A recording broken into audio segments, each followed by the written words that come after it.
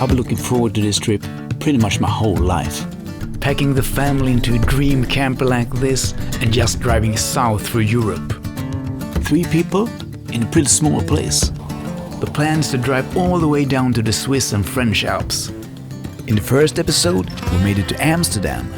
Now we're heading further south through Europe. A quick stop in Brussels to visit my old friend Bruno and his family. And then into France and the heart of Champagne. I know it's going to be good. The question is just, how good? Psykbryt. Hungrig och slut på diesel. Är det som kör? Ut! Well, this didn't go exactly as planned.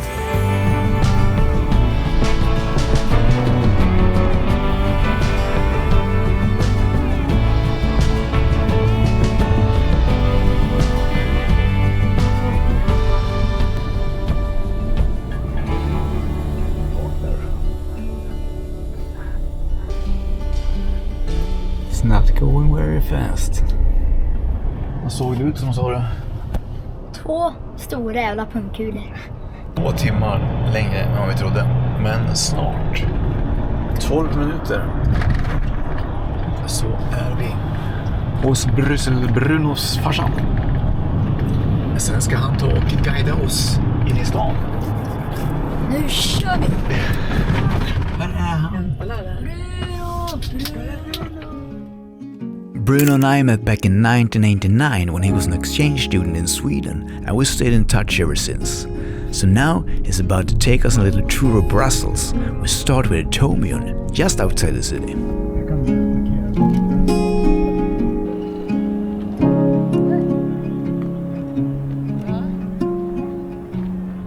And this place actually means a lot to us, because this is where Jenny and I got engaged, the day after Bruno and Ann's wedding back in 2010.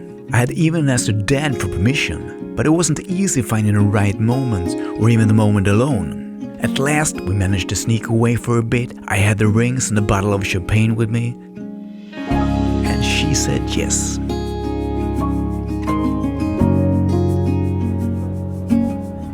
And with that, let's leave the Atomium behind and go pick up Bruno's family and head into the city for a bit of a guided tour and some food.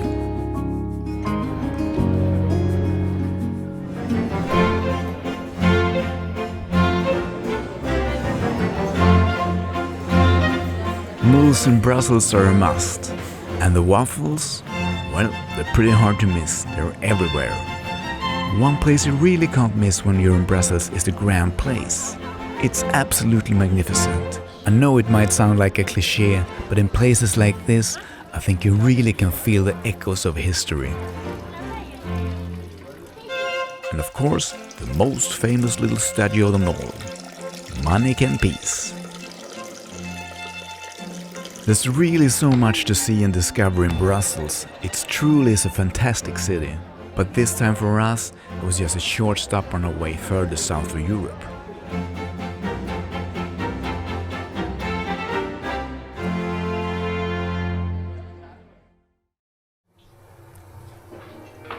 After a lovely breakfast together, it was time to say goodbye to Bruno, Hans, Marek and Jacob before continuing towards the Champagne region.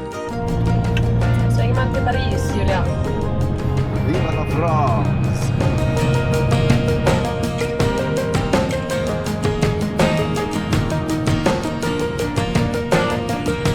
We had originally planned to head for Reims, what many consider the capital of the Champagne region, with its famous cathedral.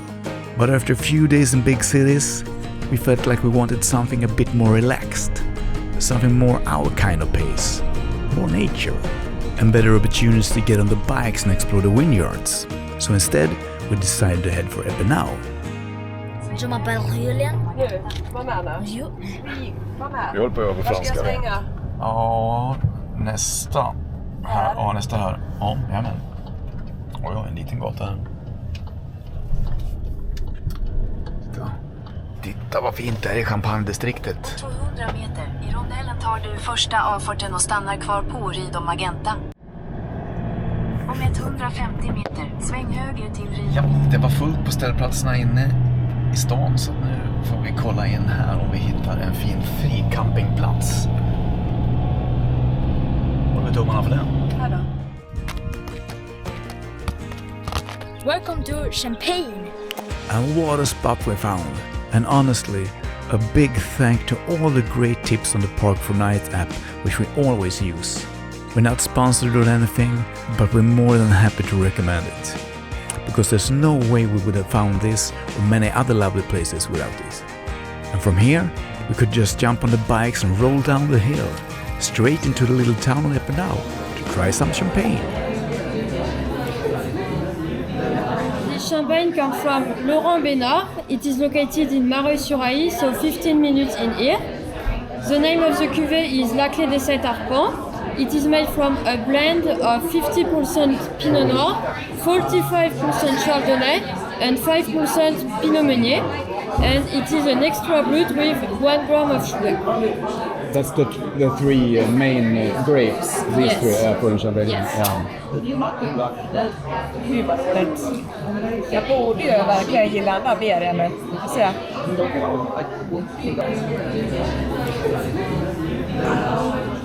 With a taste of bubbles still lingering, we hop back on our bikes and cruise down the main street of Épernay.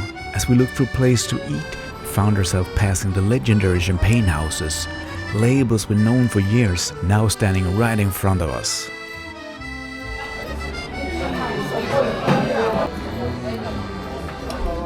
What do we find in a toilet restaurant in Champagne? A baguette. On the way back to our camper, it was hard to pull ourselves away from the city with all its beautiful buildings. Ja, titt vilken bra bild jag fick.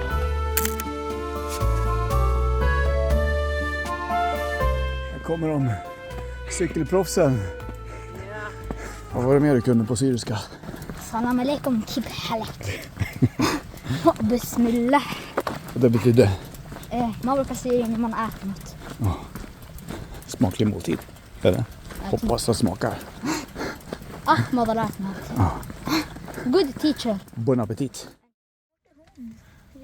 Här har vi då troligtvis den bästa frikamparplatsen i Épernay. Bäddar och till. She made the bed for our dog, which is home.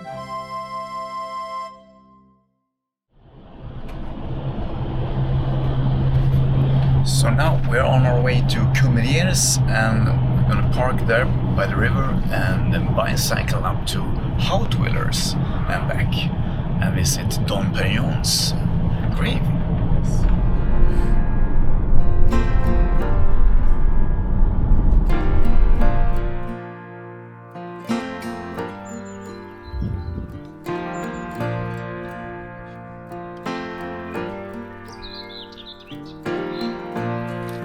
Juliano, Yes sir. ute bland vinrankorna. I Champagne.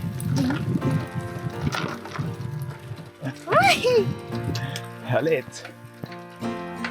Och så kommer ett fint kyrktorn där borta.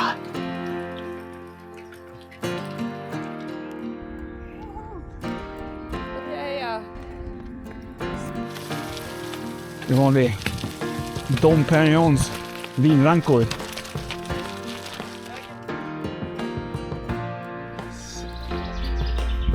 Thank you.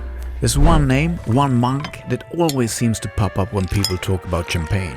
Dom Pérignon, the monk who invented champagne, or so the story goes. But that's not entirely true. He was, however, one of the people who really refined the method and helped champagne into what we know today. And yes, it can only be called champagne if it comes from this region, Champagne in France. Outside the region in France, it's called Crémant.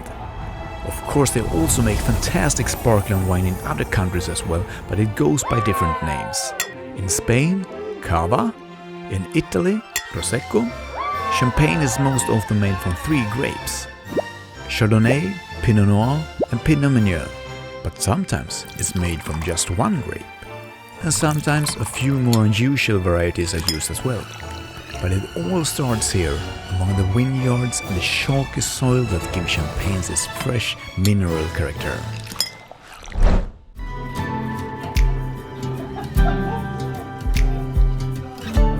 With some fantastic champagne and a great lounge in Hautvillers, the hometown of Dom Pérignon, it was time to jump back on the bikes. And from here, we could just roll down the hill back towards our camper. We were here in early spring before the wines had really come to life, so we can only imagine how beautiful this place must be when everything is in full bloom and the grapes are hanging from the vines. But at the same time, there was something special about being here now.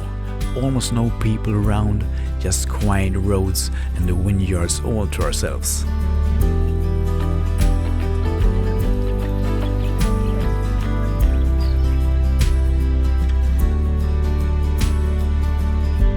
Thank you so much for coming along with us to Brussels and Champagne. In the next one, we continue our journey south towards the French and Swiss Alps. But before we get there, we'll spend some time in Annecy. And along the way, we discover an unexpected little gem, Dole. Take care of each other in our beautiful world and enjoy the journey. Hike and drive safe. See you in the next one. Hej då!